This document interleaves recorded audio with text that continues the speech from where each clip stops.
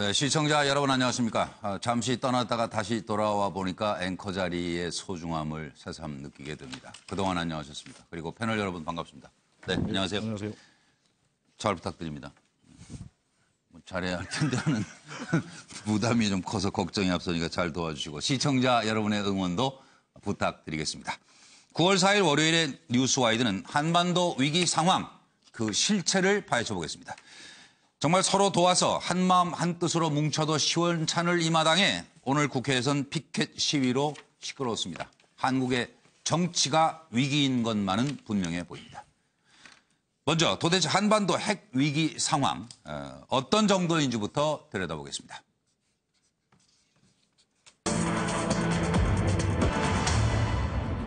막 가는 김정은, 위기의 한반도. 한국과 미국과 중국의 다음 카드는 과연 무엇일까요? 하는 것이 질문입니다. 자, 김정은의 무모함, 일촉즉발 치닫고 있는 한반도 정세를 살펴보면은 김정은은 지금 핵무기를 마음 먹은 대로 꽝꽝 생산이 가능하다고 선포한 상태입니다. 중국은 핵실험 보도를 통제하고 있습니다. 미국은 봤지 말이 안 통하는 애라니까? 그리고 두고 보자고 하고 있는데 과연 어떻게 될까요? 한국은 아직은 레드라인이 아니라고 하는 판단입니다. 문재인 대통령 최고 수준 응징을 강구할 것이다. 방법은 무엇일까요? 그리고 갈 때까지 가는 북한, 한국, 미국, 중국은 무슨 생각을 하고 있을까요? 들어보시죠. 조선민주주의인민공화국 핵무기연구소 상명. 대륙간 탄도로켓 장착용 수소탄 시험에서 완전 성공. 조선노동당의 전략적 핵무력 건설 구상에 따라 우리의 핵과학자들은 9월 3일 12시 우리나라 북부 핵시험장에서 대륙간 탄도로켓 장착용 수소탄 시험을 성공적으로 단행하였다.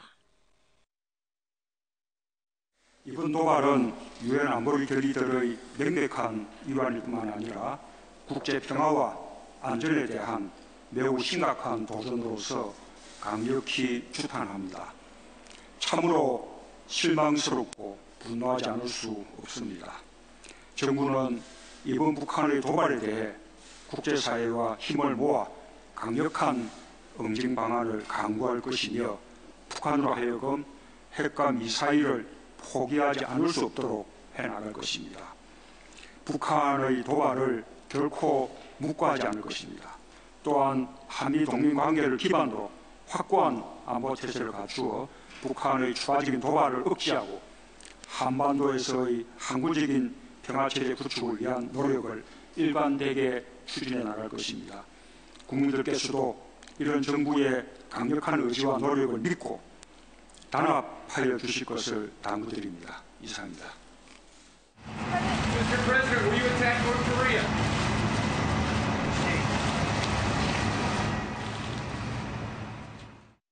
To send to the president for his strong consideration that anybody that wants to do trade or business with them would be prevented from doing trade or business with us.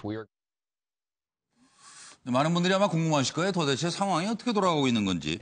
똑소리 나는 북핵 해법에 대해 얘기하실 수 있으면 하시고 아니면 뭐 계속 하루 종일 들어봐도 그 나물에 그 밥이라 얘기가 돌리기만 하고. 확실한 분. 예. 황 소장님. 문 대통령이 묵과하지 않겠다 그랬는데 지금 한미일 당사자 중에서 유일하게 독자적 경제 제재를 하지 않은 나라가 한국밖에 없어요. 그래서 묵과하지 않을 수단이 뭐가 있는가 묻고 싶고요. 이제사 사드 임시 배치하신다는데 그것도 해봐야 아는 거죠. 7월 29일 날 새벽에 사드 임시 배치를 했습니다. 그 임시 배치를 하면 급해서 빨리 하는 게 임시 아닙니까? 그런데 임시 배치되는데 지금 한 달하고 한 일주일쯤 지나고 있어요. 그리고 이제 미국에 또 전략 무기 보내달라 이야기하는 거 말고 한국이 뭘 할 수 있는 게 있습니까? 핵 잠수함 만든다는데 잠수함 만든다고 한 6, 7년 걸리다 보면 뭐 다 끝나버리죠, 상황이. 그래서 실제로 지금 별 할 게 없다. 그런데 지금 청와대는 그래도 한편으로는 대화를 이야기하고 있다. 근데 앞으로 한 6개월 안에 모든 승부가 끝날 것 같은데요. 일이 다 끝난 뒤에 대화를 이야기했다가 나중에 감당이 좀 어려울 수도 있다는 생각이고요. 미국은 세컨더리 보이콧 이야기하고 이제 경제 압박이죠. 군사 옵션 말하다가 또 협상하든지 이럴 겁니다. 예. 그러면서 북한하고 협상을 이야기하는 핑계를요. 한국이 비협조해서 그렇다고 지금 트럼프가 슬슬 이야기 꺼내고 있어요. 네. 중국은 미국이 우리 보고 아무리 뭐라고 해도 우리는 오일 차단 안 한다. 예. 그래도 북한이 우리 혈맹이다.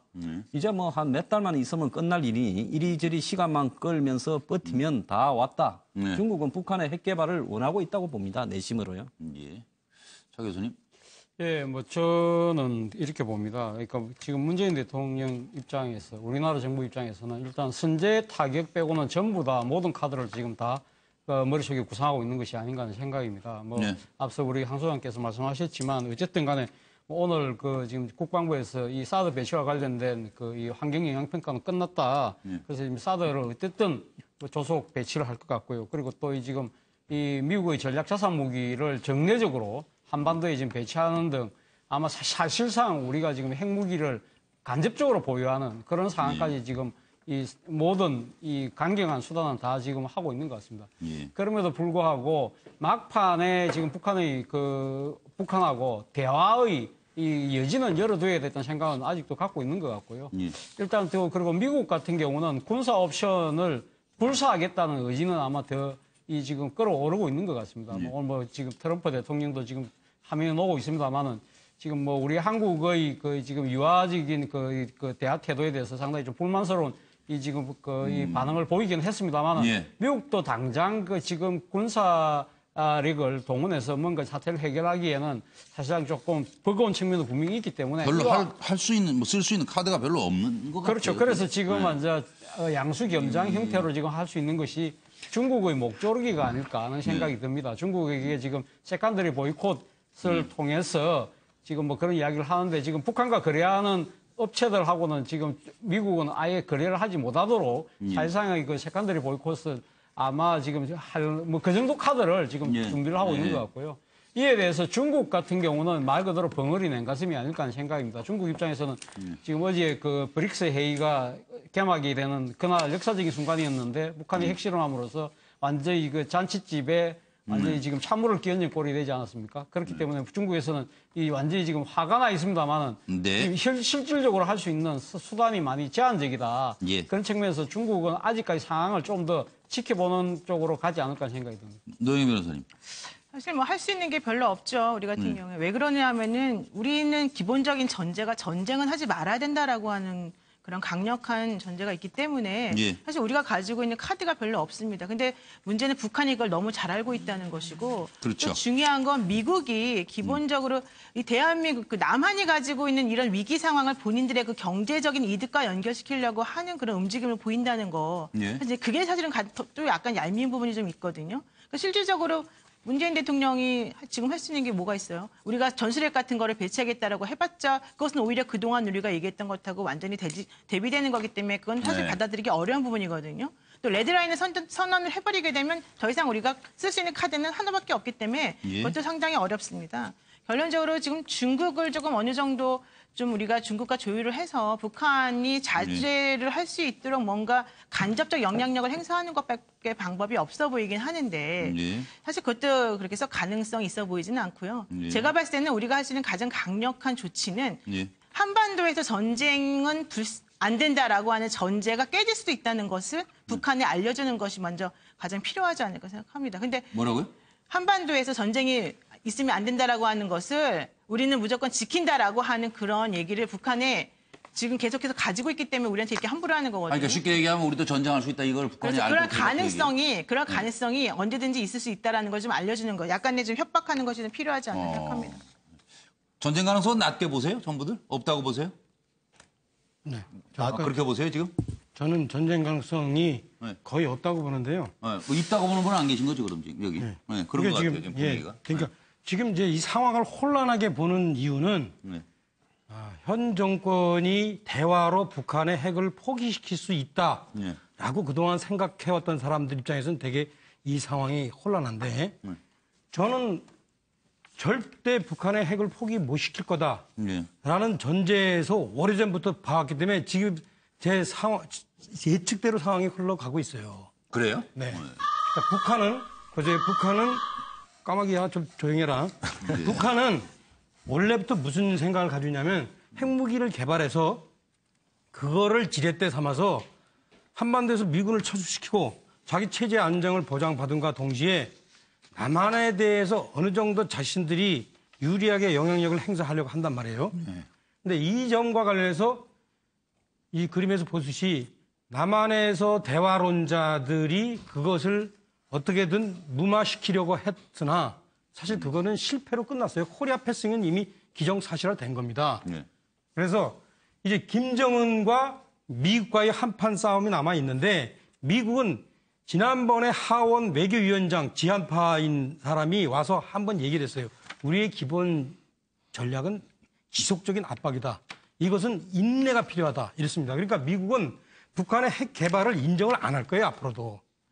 수소폭탄이니. 인정을 하든 안 하든 이미 다 끝난 거 아니에요? 탄소폭탄. 그러니까 근데 그것을 그리고 사실 이제 옛날에 그 파키스탄이나 인도처럼 디팩토 사실상 인정하는 식으로 가는 게 아니에요. 아예. 네, 사실상 인정도 할 수 없다. 안 합니다. 안 하면서 입장이다. 계속 어떤 식이냐면 북한의 김정은이를 바꾸든지 아니면 김정은이 바뀌게 하든지 그렇게 할 겁니다. 쭉 지속적인 압박을 통해서. 그 과정은 실질적으로 둘 중에 하나로 결론 지어질 거예요. 하나는 김정은이가 아예 안 되겠다. 슬그머니 꼬랑지를 내리든지 아니면 김정은이가 그야말로 미국으로 하여금 어떤 식으로든 압박해서 실질적인 행동으로 나가는 명분을 주게 될 겁니다. 지금 국제적으로 선제 공격이나 선제 전쟁은 사실상 국제법상 허용이 안 돼 있거든요. 그렇기 때문에 미국이 한국이 반대하는 것도 있고 미국이 사실은 그 북한에 대해서 선제 공격을 할 수 없어요. 하지만 이런 식으로 압박에 몰린 김정은이가 어떤 식으로든 사실은 미국한테 명분을 줄지도 몰라요. 명분을. 그런 경우가 있던 전쟁의 가능성이 있는데. 아니, 그동안에 다 예측하신 대로 됐다면서요. 그러니까 다음에 어떻게 할 거냐고. 그러니까 제가 볼 때는 쉽게 얘기하세요. 그냥. 그러니까 제가 볼 때는 김정은이가 절대 미국의 코트를 못 건드릴 거다. 지금 저렇게 큰 소리를 쳐도 코트를 못 건드릴 거다. 미국의 다음 카드가 뭐예요? 계속 미국은 제가 얘기했잖아요. 계속 압박할 겁니다. 우리 정부도 지금 대화 얘기는 안 해요. 지금도 같이 압박하고 있잖아요. 이거는 맞습니다. 지금 정부가 제가 볼 때는 앞으로 더 이상 대화 얘기가 뭐 곤란할 거예요. 그런데 그 점에 대해서는 저는 국민의 한 사람으로서 적어도 한 나라의 원수이고 그다음에 국방 이런 문제를 총괄하는 분이면 적어도 이 정도 상황은 예측을 하셨어야죠. 아니 그러니까 앞으로 카드가 어떤 게 가능하냐니까요. 우리나라는 코리아 패싱에서 카드가 없어요. 이제 한미 동맹을 공조를 하든지 아니면은 그냥 패싱 당하고 있든지. 중국은 그냥 가만히 있을 거고. 중국은 미국이 압박하는데 따라올 수밖에 없을 겁니다. 그래서 그래서 원유를 차단할 거냐 안 차단할 거냐 이런 문제가 있는데 오늘 아침에 어떤 신문에 중국의 그 5대 외교 안보 전문가 중에 한 사람이 인터뷰를 한 게 있어요. 부분 통제를 할 거다. 부분 통제할 것으로 본다. 다른 분 의견은 또? 저는 기본적으로 이제 문재인 정부가 사실은 지금 뾰족할 수가 없는 아주 좀 그 골치 아픈 상황에 빠진 겁니다. 딜레마에 빠진 거죠. 지금 이제 이 김정은 정권 같은 경우는 사실 일관되게 핵무장이라고 하는 일관된 원칙을 가지고 지금 끌고 온 거지 않습니까? 자기 아버지 때 김정일 정권 전체 기간에 있었던 것보다 집권 4년 동안 핵실험을 더 많이 했어요. 일관된 어떤 핵무장에 대한 기본 원칙을 지금 관철시키고 있다. 그런 의미에서 문재인 정부는 이미 레드라인 넘지 마라. 이렇게 얘기했지만 사실상 레드라인을 넘었다라는 게 전문가들의 평이거든요. 자, 그러면 그 상황에서 우리 정부가 취할 수 있는 방법이 뭐냐? 그동안 대화와 제재라고 하는 병행, 대화, 제재, 병행이라고 하는 다소 좀 관성적인 어떤 대응이었단 말이에요. 자, 이제는 한반도 상황이 근본적으로 레드라인을 북한이 넘은 상황에서는 모든 옵션을 검토할 때가 됐다. 이 모든 옵션이라고 하는 것은 군사적 옵션을 집착하는 것도 아니고 또 제재 만능주의에 빠지는 것도 답이 아닙니다. 또 그렇다고 해서 가능치도 않은 협상에만 도전할 수 없어요.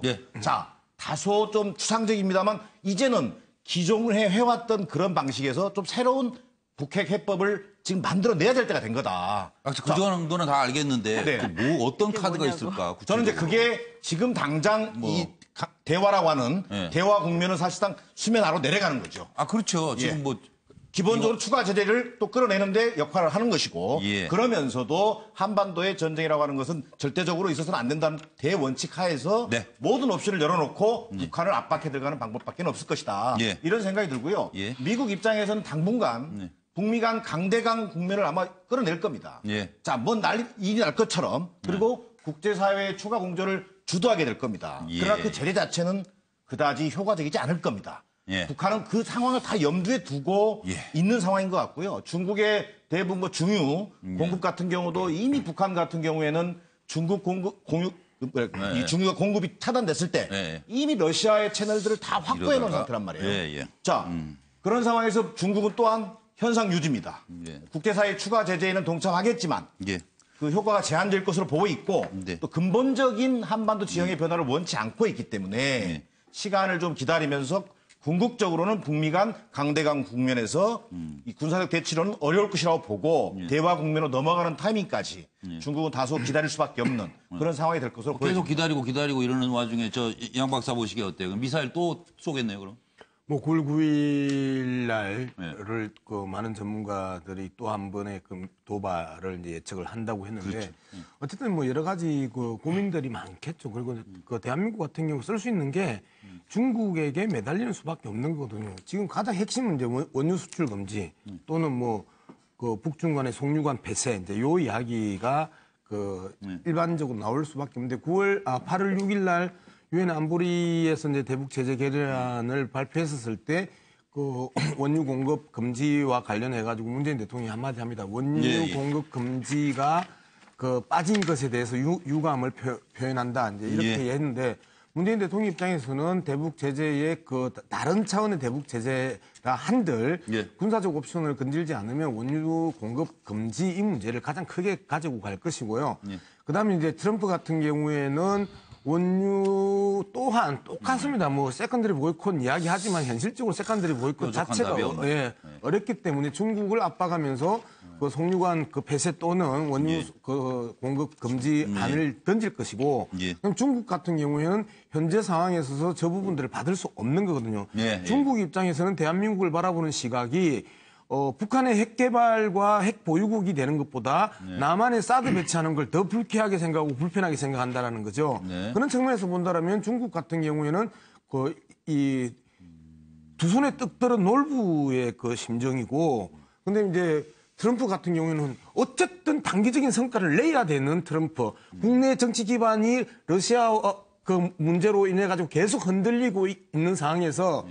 그 대북 문제만이라도 성과를 내야 되기 때문에 단기적 성과를 거둬야 되는데 이것들이 군사 옵션으로 못 풀고 하니까 북한과의 대화가 오히려 더 다급한 게 트럼프라는 점이 그 오늘 뭐 뉴욕타임즈에서 그 강하게 트럼프를 비판했던 게 트럼프가 한국에 대해서 강하게 비판을 했었잖아요. 이렇게 이야기를 한 거 아닙니까? 한국은 북한에 대한 유화적 발언이 효과가 없을 것이라는 점을 알아가고 있다. 한국은 그저 하나만 안다라고 이야기를 하면서 그 뉴욕타임즈 같은 경우에는 한미 동맹 관계를 트럼프가 그 훼손시키고 있다라고 하면서 강하게 비판을 한단 말이에요. 하나만 안다고 그러면 둘이 뭔지를 가르쳐 주든가 그러면. 그러니까요. 그래서 그런 측면에서 본다면 않은데. 트럼프 같은 경우에는 그 미국 국내 정치 상황에 그 매였기 때문에 북한 문제를 어떤 방식으로든 해결을 해야 됩니다. 이런 측면에 그 제재 있기 때문에 우리는 정확하게 북한의 그러면 목표가 뭐냐?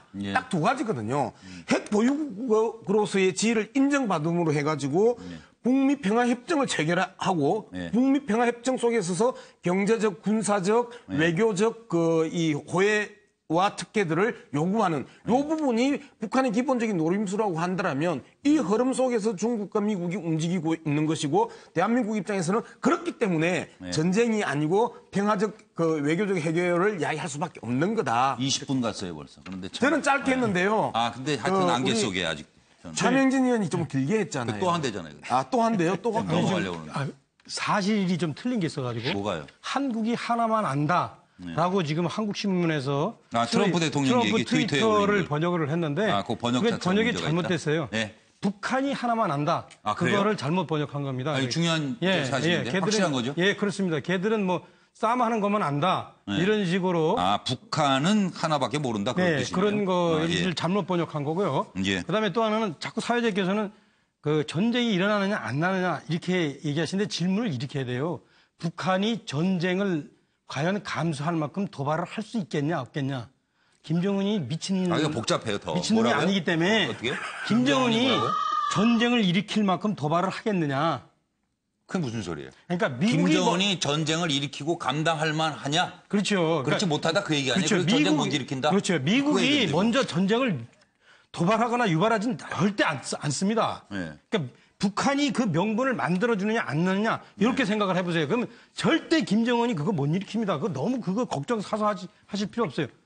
제가 보니까 진보 보수를 막론하고 전부 다 그거 전쟁 걱정하는데 그런 경우는 있을 수가 없습니다. 세계 전쟁 사상 그렇게 한 미치광이에 의해서 그렇게 그냥 막 우발적으로 전쟁이 일어나는 경우는 없습니다.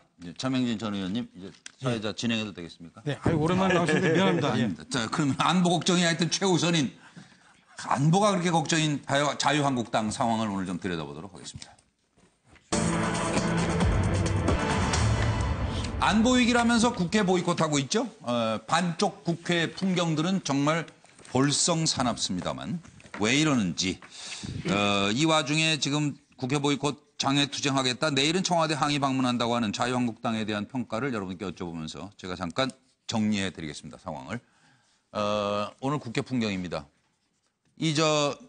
손혜원 의원이 이제 이걸 이제 촬영을 해가지고 좀 보여드리려고 국민들께 이런 재밌는 구경을 나만 할 수 없지 하고 다가섰다가 찍지 마세요. 찍지 마세요. 저리 꺼지세요. 사드 댄스나 추세요. 이건 제가 하는 말씀이고 국회의원들 입에서는 아마 이렇게 나온 모양입니다. 이렇게. 그리고 이러고도 보수정당이냐 하태경 의원이 얘기하니까 이분 말씀이 어디다 대고 보수를 입에 올리고 지금 뭐 이렇게 지금이라고는 안 했던 것 같아요. 저는 왜 이렇게 입고 있냐면 소위 의원님들하는 분의 입에서 이런 얘기가 나오고 이런 행동이 나올 수 있어요?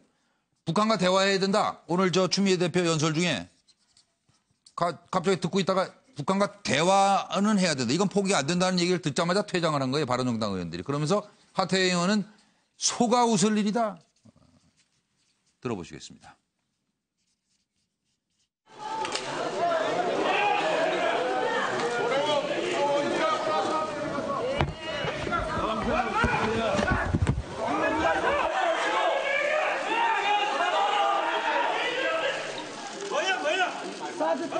한 대 때리실래요? 사드 댄스 하라고. 뺏어버려. 자, 여기 그러지 마세요. 사드 댄스 한번 더 하라고. 자, 사드 댄스 한번 더 하세요. 사드 댄스 정신 있어.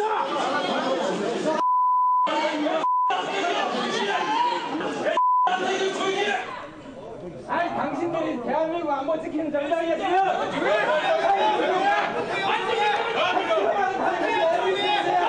뭐가들 누구냐고 뭐가들 누구냐고 좀 생각 좀 해봐. 에이 좀 그만 좀 해 좀. 이래서 보수정당 당신들 보수정당 두 번 죽이는 거야. 야 지금 네 입으로 보수를 입에 올려. 아 그만해.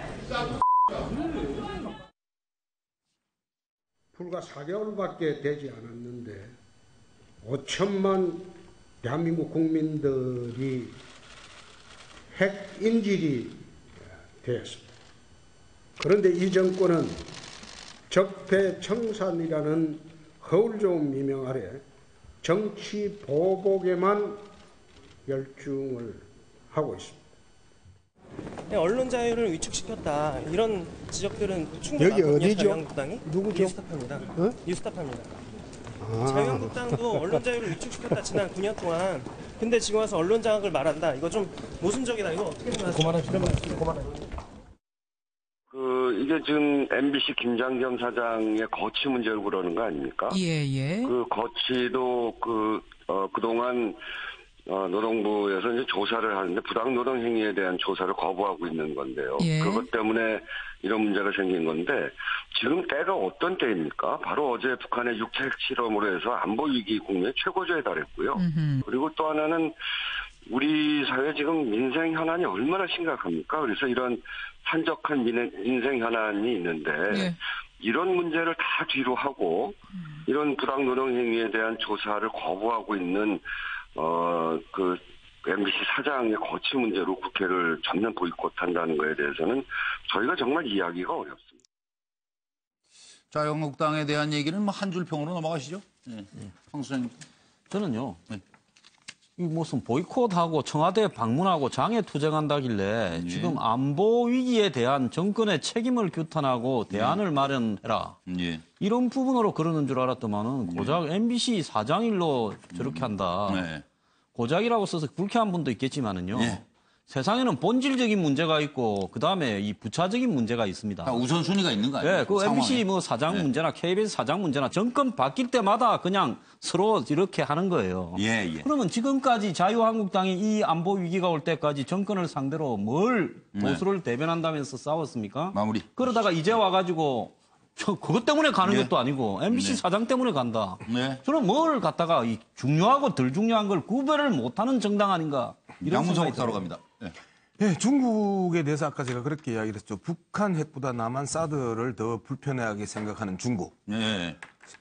자유한국당 같은 경우에는 북한 핵보다 적폐청산이 더 무섭고 불편한 거라고 생각하나 봅니다. 오래간만에 한경수 소장하고 저하고 생각이 아주 유사해졌습니다. 왜 그러지? 왜? 뭐 그건 나중에 따지세요. 청기남 소장 얘기하세요. 김장경 그 MBC 대표 사장이 그 자유한국당 의원 홍준표 의원에게 직접 했는지 아니면 이게 알려진 건지 모르겠습니다만 언론 보도에 따르면 내가 무너지면 한국당 무너진다. 뭐 이러면서 이제 그 소위 뭐 SOS를 청했지 않습니까? 저는 김장경 집키기 하다 보면 아마 한국당이 무너질 수 있다. 한국당의 독이 될 것입니다. 저는 세 가지 말로 좀 요약해서 말씀드리면 자. 앞에 빠졌습니다만 자가당착. 그동안 언론 탄압 앞에 선봉했었던 또 공영방송을 망가뜨린 뭐 그런 김장경 사장을 언론자에 운운하면서 구하게 나서는 것은 일종의 자가당착이다. 두 번째, 국회 보이콧은 직무유기다. 정치적 패착이 될 거다. 이건 자승자박이 될 겁니다. 세 번째, 더 많은 국민들로부터 등을 돌리게 하는 자업자득이 될 가능성이 높다. 노영희 변호사님. 지금 근로감독관 5명이 아침에 MBC 사장에게 체포영장을 집행하러 갔다가 김장현 사장이 자진 출석하겠다라고 얘기를 했어요. 그래서 이미 끝났어요, 상황 자체가. 근데 지금 청와대를 항의 방문해서 무엇을 요구할 것인지 제가 보기에 문제 해결이 아니고 명분이 약하거든요. 실질적으로 이런 식이라고 한다면은 지금 국민의 입장에서 봤을 때는 자유한국당이 정말 안보를 중시하는 당인가라는 의구심이 들 정도여서 이 부분에 대해서는 조금 생각을 깊이 하시는 게 맞겠습니다. 차정 교수님. 예, 뭐 저도 막말 한 3번 하면 배지 떼는 거 이런 거 법으로 만들면 안 돼요? 이런 막말을 왜 들어야 돼요, 도대체? 국민들이? 비싼 세비 받고 고귀한 국회에서 이런 일이 벌어진다는 게 말이 돼요? 정말 돌아오셨다는 걸 제가 실감하겠습니다. 아니요. 정치권의 따끔한 목소리 계속적으로 지금 부탁을 드리고요. 그럼 제 이야기 좀 하겠습니다. 상황이 이건 또 무슨 상황이죠? 저는 뭐 일단 소탐 대실이라고 썼는데요. 뭐 작은 걸 탐하고다 보니까 큰 걸 이룬다는 뜻인데 뭐 저는 뭐 지금 자유한국당이 하고 있는 행위가 바로 거기에 해당되지 않을까 생각인데요. 뭐 지금 일개 방송사 문제가 아니라 민주주의가 걸린 문제라고 이야기를 하고 있습니다. 자유한국당이. 그렇다고 하면 9년 전에 그럼 이 똑같은 상황 때는 왜 그렇게 이 거꾸로 앞장섰든지 그 부분에 대해서 국민들이 납득할 수 있을까요? 사실 이 지금 뭐 공영방송의 정권 장악 업무를 분시하려고 하면 지금 국회에 제출되어 있는 이 공영방송사의 지배구조, 뭐 특별다수제 제도라는 뭐 여러 가지 또 지금 여러 가지 대안들이 나와 있지 않습니까? 그거를 이야기를 하면 되는 것이고요. 그리고 또 하나는 지금 뭐 이 상당히 또 이렇게 좀 반정부적인, 반정권적인 이 공영방송사 사장에 대한 탄압이다.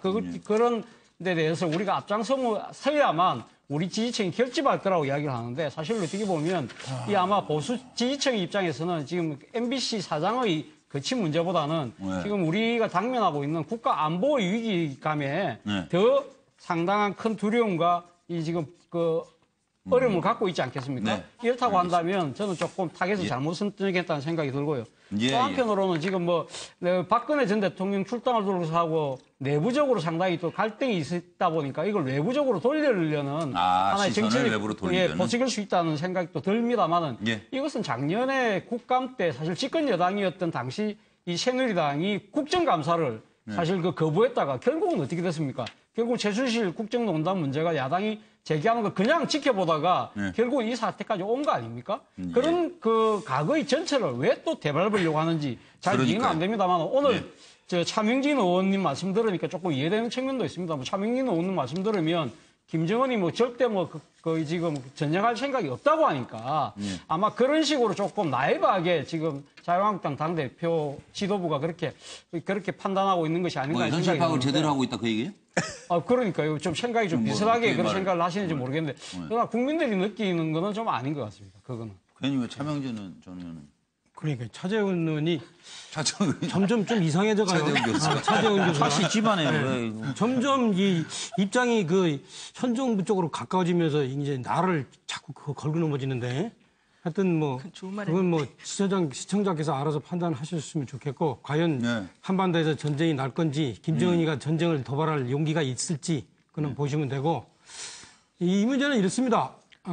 제가 볼 때는 자유한국당이 저렇게 로텐다홀에서 저렇게 농성을 하니까 결국에는 김장경 MBC 사장을 강제 구인을 못하고 내일 본인이 자진 출두한다는 거 아닙니까? 그러니까 저는 상당히 적절한 시점에 적절한 대응 방침이었고 또한 그렇게 하면서도 상임위에서 이 북한 핵 문제를 거론하는 것은 참여하기로 했다는 거 아닙니까? 또 그것도 상당히 적절한 방법을 또 취했고 그래서 막말도 적절하다는 건 아니시죠? 아니 지금 자유한국당의 전략에 대해서 질문했던 거고 아무리 전략이 좋아도 막말이 오간 문제는 안 되잖아요. 막말이 오간 문제는 제가 자유한국당 의원이랐으면은 손혜원 의원 사진 찍도록 놔뒀을 거예요. 그냥 놔두고 이걸 통해서 우리가 이렇게 열심히 싸우는 것이 손혜원 등 여당 지지자들한테도 이렇게 보여지는구나.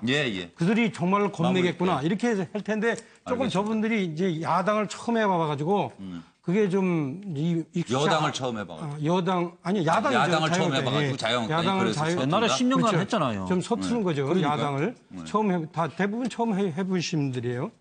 그런 거 같고요. 그래서 또 막말이 오가고 이런 거는 하여튼 서로 쌍방과실 이런 측면이 있으니까 그 욕하시려면 같이 하시고 자유한국당만 그렇게 하시지 마시고요. 하여튼 일단은 자유한국당의 현재 이렇게 전략은 상당히 타임리하게 잘 했다. 저는 그렇게 보여집니다. 넘어가요? 아니요, 지금 이 표현 진짜 정말 유용한 표현인데요. 차재훈 교수를 향해서 현 정부에 가까워지고 있다라고 지금 평가를 하는 것 자체가 두 가지 문제에 있어서 근거 없이 이야기하는 겁니다. 첫 번째, 지금 우리가 본질과 부차에 대한 문제를 했단 말이에요. 지금 대한민국에서 가장 중요하고 심각한 문제가 뭐예요? 북핵 문제잖아요. 그리고 지금 공영방송 관련 문제, 사장 한 사람의 체포영장에 대한 문제를 가지고 국회 보이콧을 하는 부분에 대한 비판을 했는데 그게 현 정부와 가까워지고 있기 때문에 저렇게 이야기한다라고 지적한 게 첫 번째 문제고 두 번째, 박근혜 정부의 사실상 붕괴에 결정적인 기여를 했던 두 집단이 KBS, MBC의 잘못된 부분에 대한 침묵과 그다음에 잘못된 부분에 대한 옹호, 말 그대로 객관성을 상실하고 불공정 보도를 일삼음으로써 여론을 보도했던 KBS, MBC에 대한 문제가 상당 부분 컸거든요. 그런 측면을 지적하는데 그렇게 지적하는 게 현 정부와 가까워지는 발언이냐? 안 그러면 일반 시민으로서 국민으로서 정당한 자기 이야기를 하는 것이냐? 이 부분에 대해서는 정확한 구분을 해주셔야죠. 그리고 아무리 평론을 이야기하면서 상대 평론가에게 현 정부와 가까워지고 있다는 평론이 평론입니까? 그게? 6시 44분이고요. 시간이 많이 갔는데 가만히 보면은 여러분 북한에게 두려우십니까? 아니면 내부 권력자들 갑질이 두려우십니까? 우리는 사실 내부가 더 문제인 것 같습니다. 보시죠. 직접 나서 반박을 했지만 갑질 의혹이 원세훈 부인의 이상한 인식을 좀 들여다보도록 하겠습니다. 뭐라 그랬냐면요. 가사도우미가 젖은 매트를 깔아놨길래 경호원을 불렀다. 그런데 그 경호원이 아마 그렇게까지 뭐 때리거나 뭐 이렇게 혼내지는 않았을 것이다 이런 얘기가 나왔습니다. 이게 무슨 뜻이 담긴 건지 설명을 좀 부탁을 드리겠습니다. 원세훈 부인이 직접 나섰어요. 갑질 의혹에 대처하는 법. 네. 뭐라고 얘기를 했냐면 갑질 의혹 처음 폭로한 해당 매체에 직접 전화를 걸어서 반박을 했다는 거죠. 우린 2층에 있어요. 그래서 1층 냉장고 사용하는 직원들과 잘 맞닥뜨리지도 않아요. 냉장고에 무슨 열쇠가 잠겨 있는 걸 봤나요? 내가 무슨 맛있는 거를 먹는다고요? 직원 중에는 논밭 가꾸는 사람이 있었을 것이에요. 그 뭐 하는 일인데 스트레스를 받느냐 이렇게 얘기했고 가사도우미가 젖은 매트를 깔아놨길래 경호원을 불렀다. 그런데 그 경호원이 아마 그렇게 심하게 혼내지는 않았을 것이다. 이런 얘기했습니다. 뭐가 억울해서 부인이 직접 나서 거세게 항의했을까? 원세훈 부인, 누가 원장한테 뒤집어 씌우는 것이다. 이런 얘기까지 했습니다. 들어보시죠. 뭐 텃밭 얘기도 있고 스트레스를 받은 뭐 직원들이 텃밭도 가꾸고 뭐 아니 텃밭을 기함을 할 겁니다. 스트레스 받아서 텃밭 가꾼 거하고 내 텃밭을 갈아라 하고는 이건 차원이 다른데 어느 쪽이에요? 뭐 텃밭을 잘 가꾸어라 하니까 직원들이 스트레스 받아가지고 뭐 고급 간부가 직접 뭐 호미를 들었다 뭐 그런 얘기들도 있고. 네. 세상에. 뭐 무궁무진합니다. 네. 국정원 요원들. 기가 막히죠. 정의 요원들한테. 직원들 중에서 그 직원들이 여러분들이 계시니까 뭐 이런 일 하시는 분 저런 일 하시는 분들이 계실 것이고. 네네. 그 중에서 이 논밭 이런 거 가꾸시는 분들이 계셨을 겁니다. 그거를 하는데 스트레스를 받습니까? 그분들이 하시는 일들인데요. 국정원이 얼마나 넓고 공간이 얼마나 넓은데 제가 그분들이 와서 일하시는 것도 몰라요. 네, 이제 뭐 이런저런 얘기를 하는 중에 이제 가사도우미가 젖은 매트를 깔아 놨길래 경호원을 불렀다 그런 얘기죠. 이렇게 얘기했습니다. 하루는 매트가 굉장히 젖은 느낌이 나서 경호를 불러서 이거 잘 말려서 깔아달라고 했다. 경호원들 뭐 그런 말 하라고 있는 것 아니냐. 옛날 군대식으로 뭐 선생님들이 때리고 그런 식이 아니고 아마 그렇게까지 혼내지는 않았을 것이다. 이렇게 얘기를 했습니다. 상당히 억울했던 것 같긴 한데 간단히 뭐 설명 짚고 넘어가실까요? 예, 노영희 변호사님부터. 그 가사도우미 몸값이 엄청나게 높아져서 맞벌이 부부가 힘들다 이런 기사를 제가 봤는데 네. 예, 지금 갑자기 또 가사도우미 얘기를 하니까 참 할 말이 없네요. 근데 어쨌든 간에 아마도 이분의 생각은 가사도우미가 잘못하면 공무원인 국정원 직원이 혼내는 게 원래 일이다. 이게 원래 그 사람의 일인데 그럼 뭐 기절까지 하게 혼내진 않았을 것이다. 네. 그러니까 너무 심하게 하지 말아라. 뭐 이런 얘기 같아요. 예. 네, 차 교수님. 예, 제 이야기 하기 전에 앞서 뭐 정부와 가까워지고 있다 그 부분에 대해서 아까 지금 뭐 우리 양문석 소장께서 제 입장을 뭐 대변하는 것처럼 말씀해 주셨는데 제 입장을 그냥 이야기는 하고 가야 될 것 같습니다. 그러니까 저는 뭐 그렇습니다. 저는 뭐 항상 이 평론을 하면서 항상 하는 얘기가 저는 기계적 균형을 지키기보다는 시시비비 무엇이 옳고 무엇이 그른가를 분명히 따지는 그러한 그 평론을 하겠다는 생각이기 때문에 뭐 시청자께서 오해 없으시기 바라시고요. 그리고 또 우리 양문석 소장께서 저를 뭐 옹호해서 이렇게 이야기를 해주시는 게 아니라 아마 좀 차명진 전 의원님 말씀이 조금 지나쳤다고 생각하셔서 말씀하신 부분에 대해서는 감사하게 생각합니다. 어쨌든 지금 그 원세훈 전 원장의 부인이 지금 이야기한 부분은 이 이야기 아니겠습니까? 결국 가사도우미는 분명히 잘못했고 경원이 잘못했던 것 같은데 왜 내보고 자꾸만 이런 이야기를 하느냐? 저는 뭐 전형적인 유체이탈 합법이 아니냐. 이런 좀 과거의 권력자들이 잘못을 저지르고 나면 항상 보여주는 전형적인 어법을 보여주고 있다는 생각이 듭니다. 잠시 준비된 내용 듣고 와서 황장수 소장 평을 듣도록 하겠습니다. 함께 들어보시죠. 뭐 귀한 걸 먹었대요. 그것도 무슨 직원이 아니고 파출부가. 아니 뭐 야단을 쳤는데 기절을 했대요. 얼마나 야단을 쳤는지. 그것도 또 국정원 직원들이 하는 얘기들입니다. 이런 거는 있었습니다. 하루는 잠을 자는데 매트가 이렇게 굉장히 젖은 느낌이 나요. 그래서 건조가 안 된 거를 이렇게 깔은 거예요. 내가 그 경호원을 데려다가 이거 이렇게 제대로 좀 잘 말려서 좀 해줘야 되겠다. 네. 그 얘기는 제가 한 적이 있습니다. 그런 거는 다 경호원이 그런 말을 하라고 있는 겁니다. 야단을 쳐도 그거는 아마 경호원이 쳤을 거고 경호원 애들도 옛날 막 우리 그 군대식으로 선생님들이 막 이렇게 때리고 막 그러던 시기가 아니라서요. 그래서 그렇게까지 뭐 야단치지는 않았을걸요. 사실이 아니라서 제가 그 인사팀장 하시던 분한테 전화 걸어서 물어봤어요. 그랬더니 아유 전혀 사실도 아니고 그 뒤에 그만두고 나가가지고 뭐 유방암이 걸려서 죽었대나? 그런 사람은 한 사람 나중에 그 있었을 때 그런 일이 없었고 그 보고서가 뭐 진실인지 아닌지는 몰라도 전혀 사실이 아니고요. 알고 싶으면 제가 인사팀장님한테 전화를 좀 드리라고 해드릴 수도 있습니다. 누가 지금 웃으세요?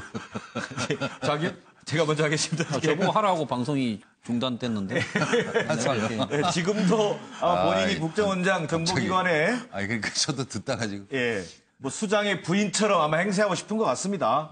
저는 저기 원세훈 전 원장 부인의 그 가사 도우미 이 나올 때 전 무슨 생각이 들었냐면요. 벌써 불과 얼마 전입니다. 우리 육군 대장 박차주 대장의 공감병 갑질 했을 때 그 부인이 뭐라고 그랬습니까? 내 자식처럼 아들 같아서 뭐 이런 것처럼 내 딸같이 해주려고 했던 거죠. 차분히 말해주려고 했습니다. 그다음 경호원 불러서 혼냈다. 자. 국가정보원을 이 MB정부, 이른바 원세훈 원장 시절에는요, 국가정치공작원이었고, 정권 흥신소였습니다. 흥신소 직원처럼 부린 겁니다. 많이 혼내진 않았을 것이다? 때리진 않았다. 이런 말이 어디 있습니까? 그러니까. 자, 근데 경호원 애들이라는 표현을, 지금 자막은. 꽂혔어요? 경호원 애들? 애들처럼 사랑했다는 거 아니에요? 자기 자식처럼 사랑한 대장도 있고 얼마나 좋은 정부예요. 앞서 이제 이야기하신 거하고 비슷한데 이게 이제 우리가 국회의원 갑질이 대표 선수가 그 국민의당의 이현주 의원 그 가사 도우미 조리사들에게 또 그 집은 내지 마시고 있는 얘기를 하세요 그냥. 밥이나 하는 아줌마들 어머니 같았어요. 라고 했고 전자팔찌 끼워놓고 공감병을 사실상 학대했던 박찬주 대장의 부인 아들 같았어라고 하는 모습들이나 지금 저 모습들이나 크게 다르지 않는데 아주 많이 달라요. 아직도 반성하지 못하고 자기가 아직도 국정원 원장의 부인인 것처럼 행세하고 말하고 왜 저 인터뷰를 했는지 이해가 안 됩니다. 경호원 애들을 불러서 경호원 애들이 그런 말 하는 거 아니냐라고 하는 저 도도함은 도대체 어디서 나오는 건지 정말 분노할 수밖에 없다라는 거 이 부분에 대해서 명확하게 짚고 넘어가야 됩니다. 뭐 황 소장 하실래요? 영어로 이런 말 있죠. The devil is in the detail. 그러니까 악마는 디테일에 숨어 있다. 지금 권력을 상실해 있어요. 한마디로 칼 끝에 서 있습니다. 그런 상황에서 세세하게 이렇게 사람이 원래 힘이 빠지면 다 달라들잖아요. 그런데 저걸 세세하게 디테일을 따지면 저분이 유리하겠습니까? 불리하겠습니까? 무조건 손해지요. 근데 왜 저러는지 하는 부분을 봤을 때 정말 저 정도밖에 판단을 못하는가. 그러니 옛날에 판단력의 문제라고 구설수도 저렇게 나올 만한 거 아닌가 이렇게 보입니다. 그렇죠. 하나를 보면 열을 한다 지금 그런 생각이신 것 같아요. 차명진 전 의원의 그림이 궁금하네요. 그러니까 이제 지금 이렇게 보면은 좀 폐쇄된 조직, 그러니까 이제 재벌, 군, 국정원 이런 데에서 이제 과거의 그 관행이 남아 있는 것 같아요. 실제 종업원을 가족같이가 아니라 가축같이 하는. 그렇죠. 그래서 지금 이분들도 생각에 매트 치우기나 잔디 깎기를 그걸 또 안보의 일환으로 생각하는 그런 식의 사고방식들이 있었지 않았나. 그래서 이 주기적으로 그죠? 잔디 안보 다지기 대회 했지 않았을까. 이 총괄은 아마 이 원세훈 원장 부인이 했겠죠. 그렇죠? 어이가 없어서 그렇게 얘기하시는 것 같아요. 하도 어이가 없어. 다들 말씀하신 거예요? 잠깐 준비된 내용이 또 있는데 들어보시고요. 이 원세훈 전 원장이죠. 전 원장 부인은 현 원장 부인 같다는 말씀을 하셨는데 해명이라고 내놓은 거 무엇을 말한다고 보시는지 잠깐 여쭙겠습니다. 들어보시죠. 예를 들어 보수공사는 그 현직 저희 그 직원에게 이번에도 뭐 공사 잘못하면은 남편한테 얘기해서 뭐 인사조치 시키겠다. 뭐 잘라버릴 거야. 뭐 이런 얘기를 했다고 그러질 않나. 뭐 많습니다. 집에 이제 비가 새니까 비가 새는데 저기 어디서 새는지를 모르는 거예요. 처음에는 비가 엄청나게 온 날 천장에서 물이 그냥 먹같이 쏟아져가지고 그 이불이고 뭐고가 몽땅 다 젖은 거예요. 천장에서 물이 그렇게 흘러내려갖고 뭐 완전히 집이 홍수가 나듯이 물이 젖었으니까 직원들이 한 정말 100명 가까이 온 것 같아요. 수리를 한다고. 그런데 수리하는 사람이 100명이 오면 네. 제가 뭐 이해를 하겠는데 그분들이 다 직원들인 것 같더라고요. 뭐 텃밭 얘기도 있고 스트레스를 받은 뭐 직원들이 텃밭도 가꾸고 뭐 아니 텃밭을 기함을 할 겁니다. 스트레스 받아서 텃밭 가꾼 거하고 내 텃밭을 갈아라 하고는 이건 차원이 다른데 어느 쪽이에요? 뭐 텃밭을 잘 가꾸어라 하니까 직원들이 스트레스 받아가지고 뭐 고급 간부가 직접 뭐 호미를 들었다 뭐 그런 얘기들도 있고. 네. 세상에. 뭐 무궁무진합니다. 네. 국정원 요원들 기가 막히죠. 정의 요원들한테. 직원들 중에서 그 직원들이 여러분들이 계시니까 뭐 이런 일 하시는 분 저런 일 하시는 분들이 계실 것이고 네네. 그 중에서 이 높밭 이런 거 가꾸시는 분들이 계셨을 겁니다. 그거를 하는데 스트레스를 받습니까? 그분들이 하시는 일들인데요. 국정원이 얼마나 넓고 공간이 얼마나 넓은데 제가 그분들이 와서 일하시는 것도 몰라요. 그 공간에 있는 근무하는 직원들이 아마 그 부부가 쓰는 그 냉장고에서 물을 마셨나 봅니다. 예. 그랬더니 그 냉장고에 뭐 자물쇠를 채우질 않나. 냉장고에 열쇠 담겨 있는 거 보셨어요? 이게 너무 뭘 모르시는 분이 거기는 저희는 2층에 있고 이분들은 아래층에 있는데 그러니까 그런 분들하고 좀 맞닥뜨리기도 제가 어렵고요. 그리고 그분들이 자기네들 쓰시는 그 냉장고니 이런 게 훨씬 많고 저희는 소수고 그분들은 다수인데 그리고 제가 뭐를 맛있는 걸 먹겠다고 먹을 시간도 없습니다. 맛있는 걸 먹을 시간도 없다. 그리고 2층에 살아서 1층 직원들하고는 잘 만나지도 못한다. 네, 원세훈 전 국정원장 부인의 해명이 무엇을 말하는지 라는 데 대해서 옆에 계시던 황 소장은 뭐 말하고 싶지도 않고 말할 필요도 없다고 생각하신 것 같은데 그래도 뭘 간단히 적으셨어요. 이거 또 정말 짧게 짧게들 얘기하고 넘어갑시다. 제가 볼 때요. 비상식적 판단이니까 저 문제를 본인이 또 시비를 걸어서 더 확산시키고 있죠. 근데 우리나라의 이 정치인, 언론, 또 대중은요. 왜 본질보다 비본질적인데 더 열광하나 이런 문제에 대해 우리 고민을 좀 해야 돼요. 지금 잔디니 뭐니 이거는 지금 처벌받는 대상도 아니고 아주 비본질적인 거예요. 정말로 국정원법 위반이나 국정원 댓글에 외부의 팀이 동원되었다. 또 선거법, 공직선거법 위반 이런 문제에 대해서 폭로하고 따지고 정치인들이 그렇게 앞장을 써야지. 정치인들이 저런 문제를 언론에 나와서 이야기를 하고요. 또 당사자가 그걸 반박하고 정말 좀 웃기는 상황이 벌어지고 있습니다. 양 박사부터 갔다 올까요? 뭐 남편은 국정원을 사유하고 특정 권력에게 국정원을 갖다 바치고 그리고 수많은 댓글 부대와 온갖 못된 정치 공작을 다 하다가 덜켰어요. 그런데 그 안에는 국정원 직원을 노예화하고 그리고 자신의 종놈처럼 부리고 그리고 당연하다는 뜻이 지금 나온 상황에서 저렇게 강변하는 모습을 보면서 지난 5년 전에 대한민국의 국정원은 도대체 국민에게 무엇이었는지 너무 명징하게 보여주는 대표적인 사례 아니냐라고 생각합니다. 정기남 소장. 저는 무슨 그 변명을 보면서 불편한 진실은 기억나지 않는다. 이런 생각이 들었어요. 보니까 뭐 가구는 챙겼지만 냉장고 자물쇠는 틀렸다. 뭐 기억나지 않는다. 질책받은 가정부가 사실은 기절까지 한 일 있잖아요. 저는 정보기관 수장의 부인답지 못하고요. 부인과 변명으로 일관하고 있습니다.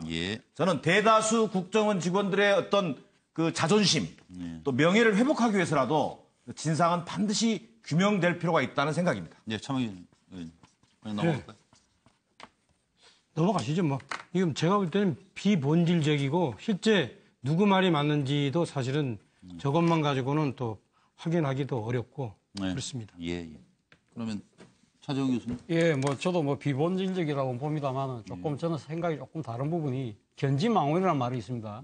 이 달을 가리키는 손가락을 보다가 정작 달을 잊어버린다는 거죠. 말 그대로 지금 이 원재훈 전 원장의 부인께서 지금 뭐가 중요한지 진짜 지금 이번 사안에서 뭐가 중요한지를 너무 지금 착각하고 계신 것이 아닌가 생각입니다. 지금 그 남편인 이 원세훈 전 원장이 지금 이 국정원을 잘못 운영함으로써 이 사실은 어떻게 보면 국가 안보보다 정권 안보에 지금 함으로써 상당한 지금 국가 여러 가지 민주적인 선거 프로세스에 엄청난 이 지금 뭡니까 이 잘못을 갖고 왔고 이것이 또 나아가서는 지금 이 국가 안보의 본연의 의무를 다해야 될 국정원이 지금 상당히 지금 정치적인 이 지금 그 폭풍 속에 휘말리고 이런 부분들이 다 지금 위중한 안보 위기 속에 엄청난 위중한 게 아니고요. 이어지는 거 아닙니까? 이 부분에 대해서 매트가 젖었다니까요.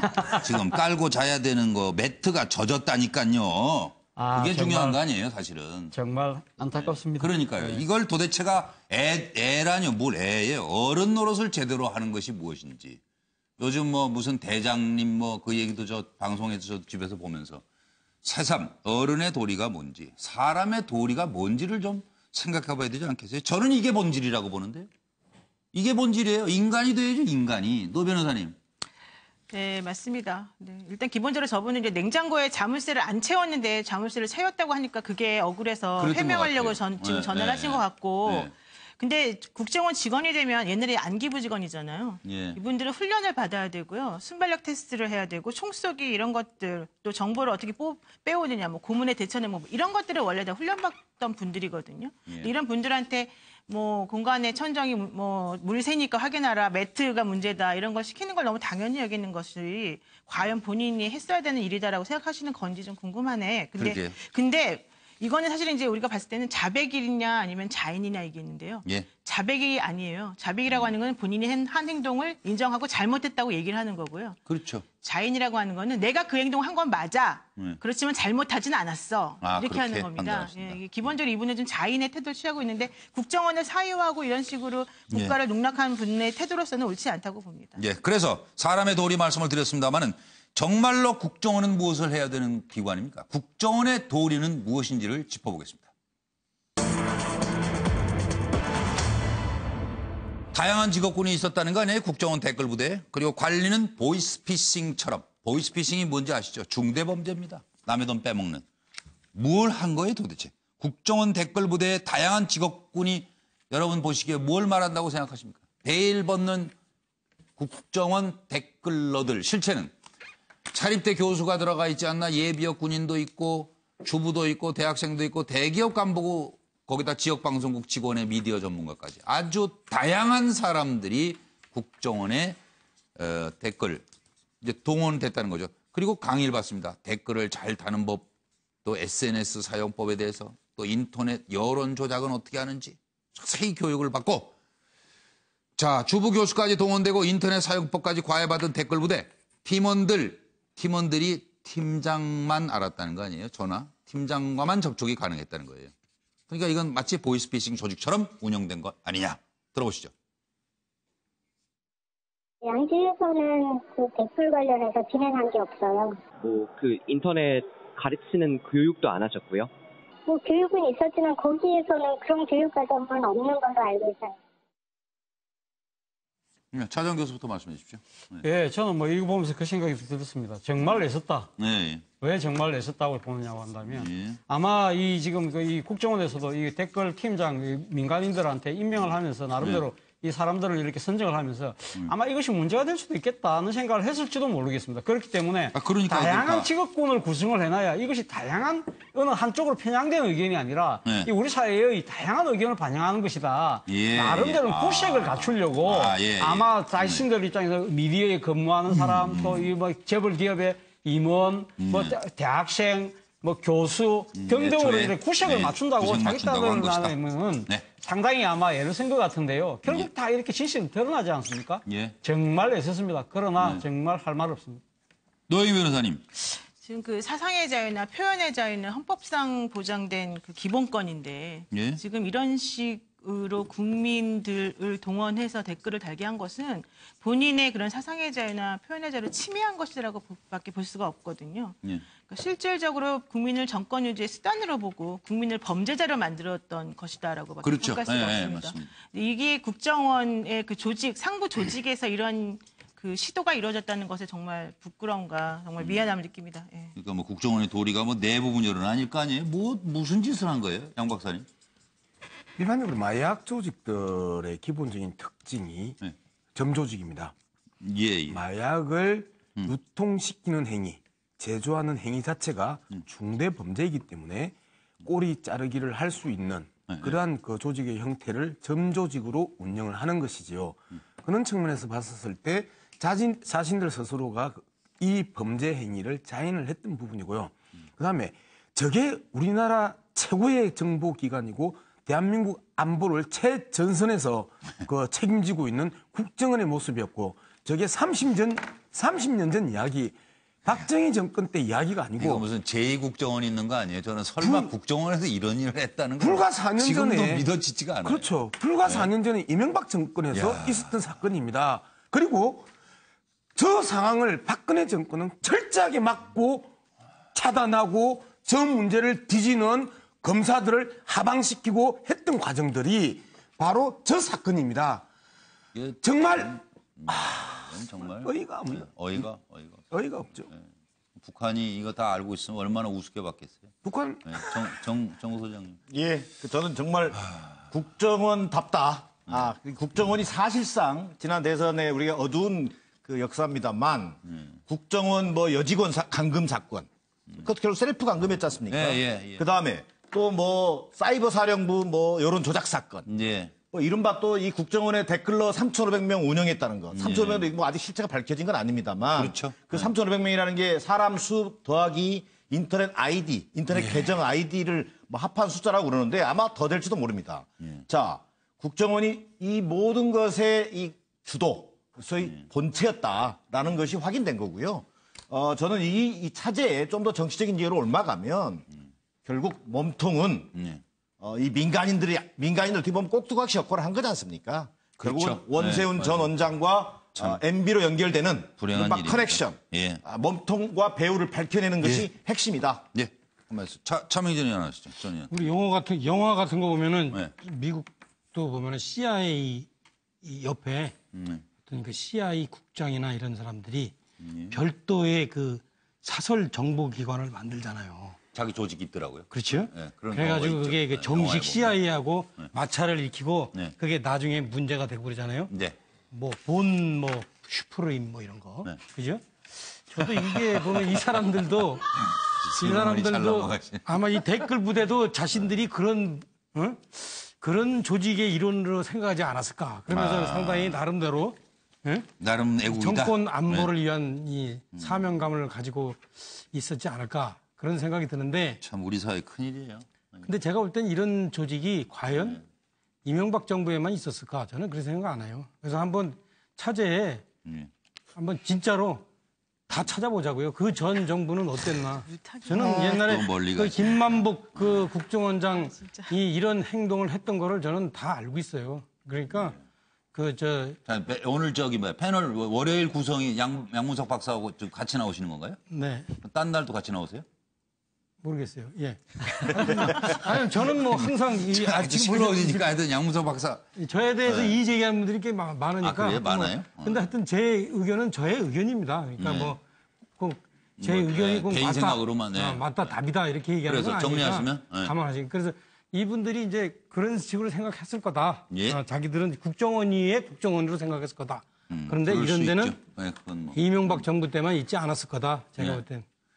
저는 국정원이 대북 첩보기관이 준데 저런 식으로 정권 보위 기관이 되거나 어떨 때는 또 북한하고 내통하는 기관 내지 돈 주는 기관이 된 적도 있습니다. 그래서요 저런 부분이 국정원 직원들 성실한 사람들의 다수의 한마디로 자부심을 무너뜨리는데요. 저는 저렇게 다양한 직업군 교수라는 사람도 있고 본인은 부인합니다만은 또 대기업 직원 또 이 방송사 기자 이런 사람들이 있다라는 거는 두 가지죠. 하나는 페이가 이 더블 잡을 뛸 만큼 괜찮았거나 가성비가요. 안 그러면 다른 대가로 돈 외에 저걸 하면 뭔가가 생기는 게 좀 있었으니까 했다. 이렇게 두 가지 중에 하나라 봅니다.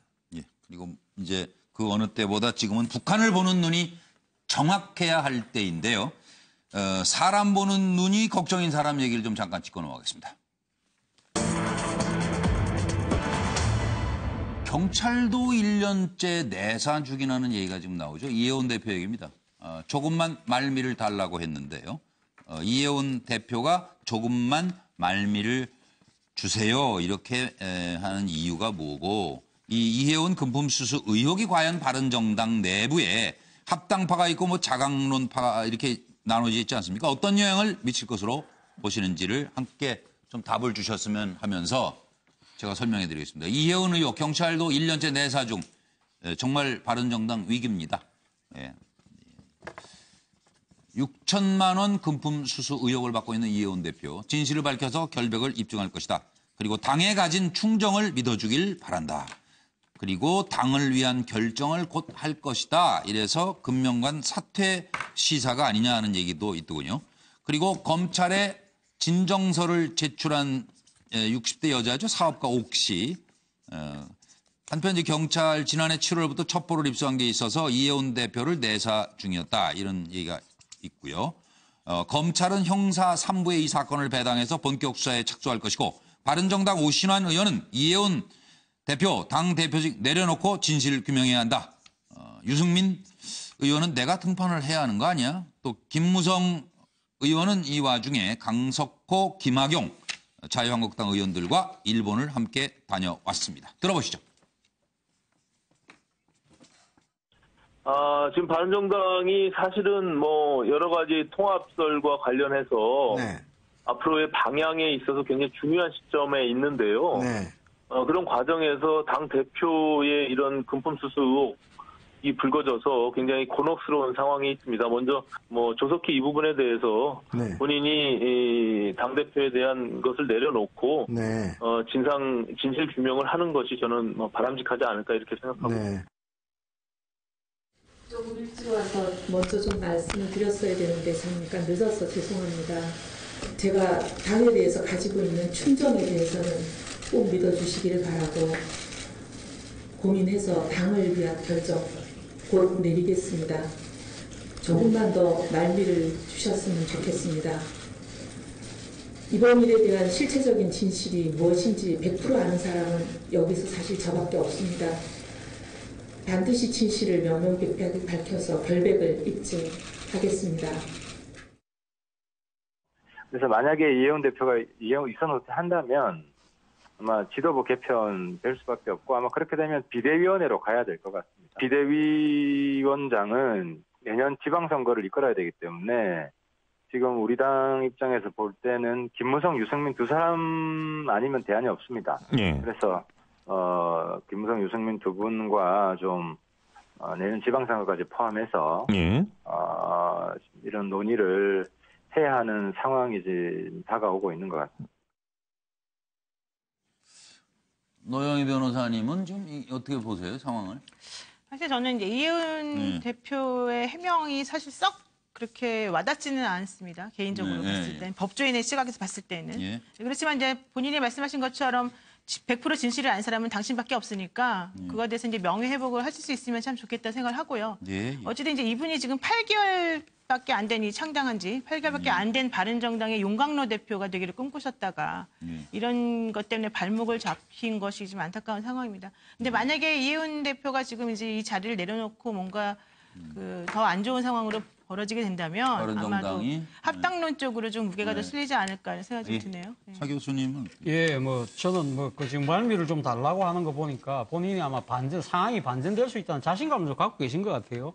아마 뭐 혐의를 완전히 벗는다든지 뭐 그런데 영수증 아직 안 나왔죠? 예, 영수증 뭐 본인이 지금 아직 차용증 아직 공개를 차용증을 아직 공개를 안 하고 영수증 나오면 더 좋다는 사람도 있어요. 예, 뭐 그럼 어쨌든 지금 본인 입장에서는 충분히 이 상황을 아마 반전시킬 수 있다는 자신감을 갖고 있는 것 같은데 제가 봤을 때 상황은 그렇게 녹록치 않습니다. 그렇기 때문에 오히려 그 상황 자체가 더 반전될 수 있다. 그 상황이라는 것 자체가 원래 본인이 지금 이야기했던 바른정당이 자강론이었지 않습니까? 자강론 자체가 통합론에게 밀리는 그러한 그 현상이 더 심화될 수 있다. 그렇기 때문에 저는 아마 이 본인이 거치 판단을 빨리 해야 된다. 하게 된다고 한다면 빠르면 빠를수록 좋을 게 아닌가 하는 생각이 듭니다. 두 분이 비슷하신데 바른정당 영향은? 황 소장님. 저는 정치인이 낙타보다 더 어려운 것 같아요. 바늘 구멍 통과해서 천국 가기가요. 낙타. 그런데 먹고 갔다 온 분도 교도소 앞에서 나는 죄 없다 하고 이제는 뭐 저런 문제가 생기는 줄 알면서요. 지금 문제가 생긴 사람이 6월 26일 날 당 대표에 출마했어요. 직전에 돈 돌려준 것 같던데.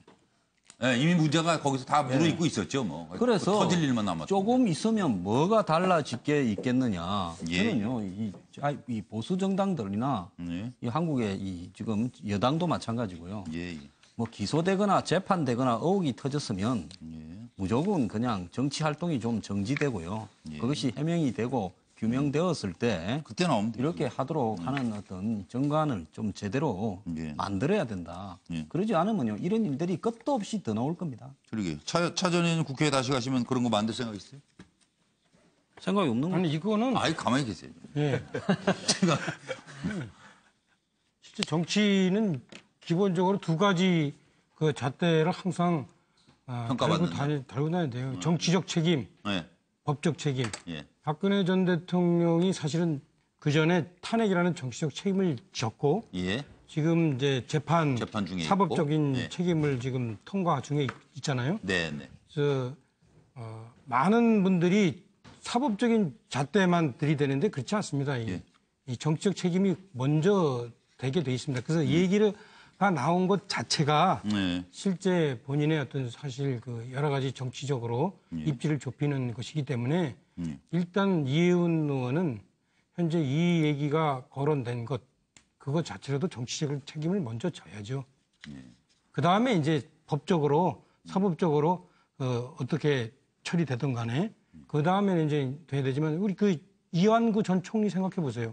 지금 무혐의 났는데 그분이 그 얘기했다는 것 자체 실제 거짓말 하나 딱 했다는 것 자체로 어떻게 됐어요? 그분은 뭐 차기 대통령감에서 거의 급전직하했잖아요. 이제 그 점을 이해운 의원도 염두에 둬야 될 거예요. 그래서 그것이 고민이 되기 때문에 현재 당대표직을 못 내놓는 거일 겁니다.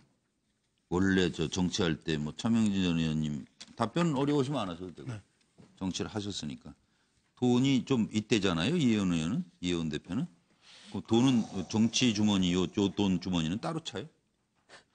글쎄 제가 보니까 옛날에 정몽준 전 의원이 그렇게 짰어요.